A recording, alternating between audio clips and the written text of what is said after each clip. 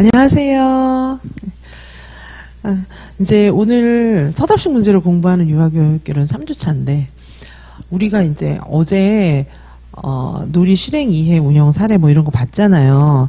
그러니까 그 문제는 되게 어려웠거든요. 그거 보다가 이거 보면 엄청 쉽네 막 이런 생각이 또 드실 거예요.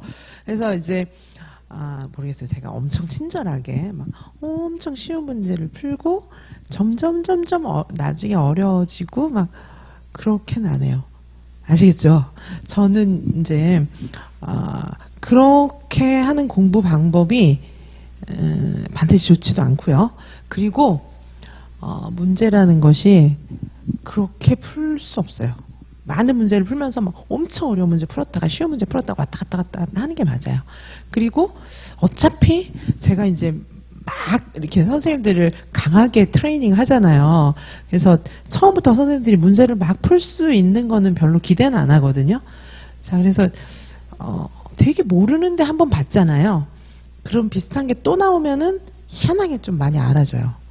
그리고 그게 이제 나중에 또 나오거든요. 그러면은 이제 쉽게 느껴져요. 그래서 그런 것들이 계속 반복될 거예요. 아셨죠? 그리고 선생님들이 제가 이제 문제를 풀고 막 내용도 여러 가지를 첨가해서 넣고 이렇게 하는데 그거를 다 하셔야 됩니다. 이제 내심 이런 거 해야 돼. 그런 게 시험에 딱 나와요. 한번 생각해 보시면은 이제까지 시험장에 들어갔을 때 수험생이 예측했던 대로 이렇게 그대로 막 이게 뭐죠? 막 아기 다루듯이 불면 날아갈세라 지면 터질세라 시험 문제가 그렇게 난 적이 있습니까? 그렇지가 않아요. 자, 그래서 선생님들께서 연습으로 공부해보는 거 아니잖아요. 우리가 지금 1년 어떤 선생님들은 막 애기도 포기하고 돈도 포기하고 막 굉장히 열악한 상황에서 공부도 많이 하시거든요. 그리고 상황이 조금 더 좋은 분, 더 안 좋은 분 각자 차이는 있지만 각자 절박한 건 다 마찬가지예요. 그냥 한번 공부해보는 것 같으면 제가 선생님들은 이렇게 곱게 다루면서 이렇게 해드릴 텐데 그게 시험에 도움이 안 됩니다. 도움이 안 돼요.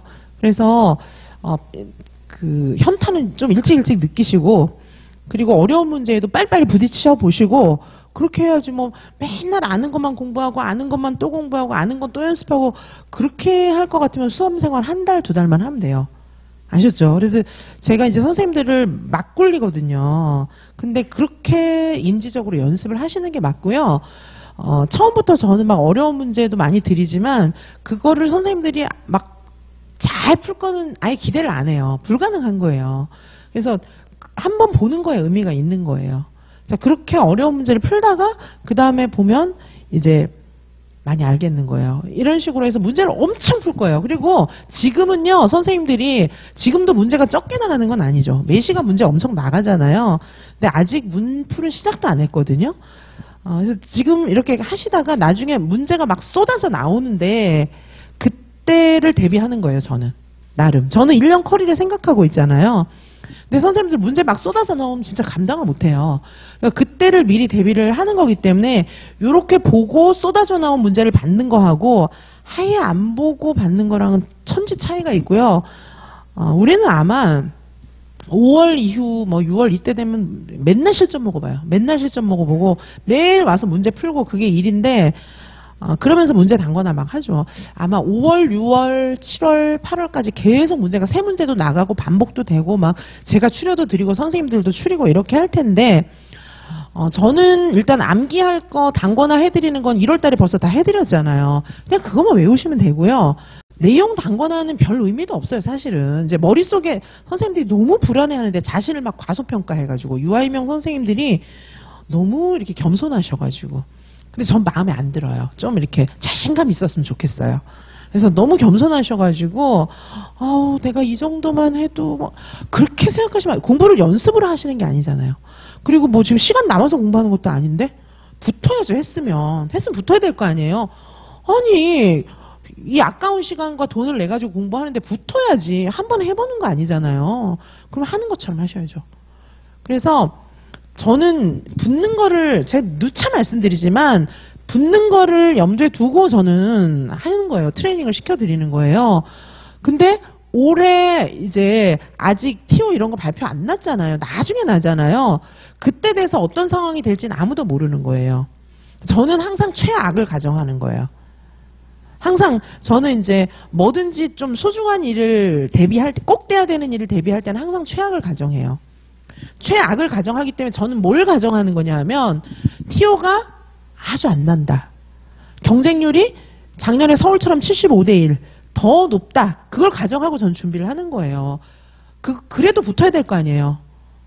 뭐 럭키하면 붙고 막 뭔가 이상하면 떨어질 거예요? 아니잖아요. 그래서 어쨌든 선생님들은 시험 붙는 걸 선택했고 저를 만난 이상 붙어야 되잖아요. 그럼 이 정도는 하셔야 돼요. 그랬는데 럭키의 상황이 막 보니까 엄청 TO도 많고 경쟁률도 엄청 낮고 시험 문제도 쉬웠어.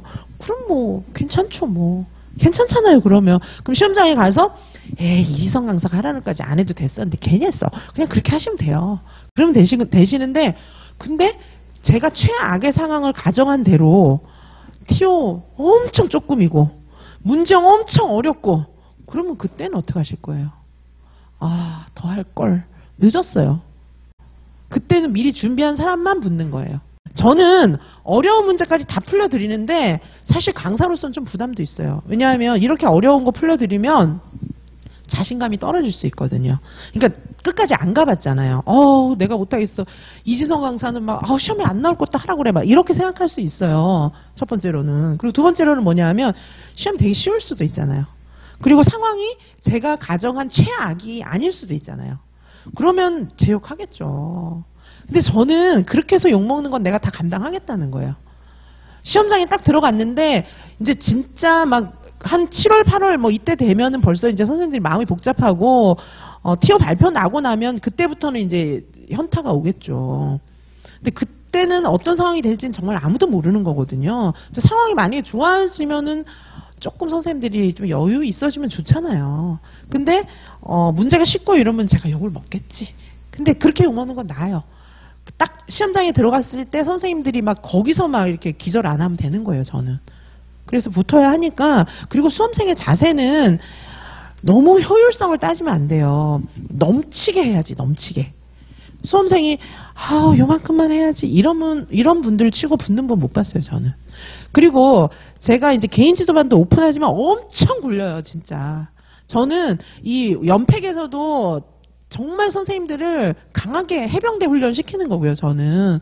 그렇게 했을 때 어떤 것도 다 할 수 있는 거잖아요. 그렇게 하는 거고, 그리고 공부를 뭐 효율적으로 하려고 그러면 안 돼요. 넘치게 해버려야지. 그렇게 해버려야 돼요. 그리고 아는 거는 힘이에요. 설령 임용시험이 쉽게 나온다 할지라도, 근데 아직까지 쉽게 나올 거라는 확신은 저는 없거든요, 별로.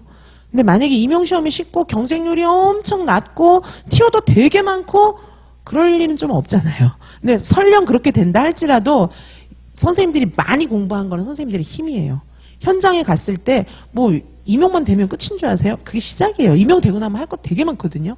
그래서 어차피 힘이니까 선생님들께서 너무 편하게 효율적으로 요만큼만 공부하려는 생각은 아예 버리세요. 그렇게 해서 빨리 붙어야지. 작년에도 이렇게 막 합격생들 보면은 몸을 별로 안 사려요. 그러니까 여기 한 발 이렇게 담궈보고 해보고 발 빼야겠다. 그런 분들은 안 붙어요. 지금까지 그랬어요.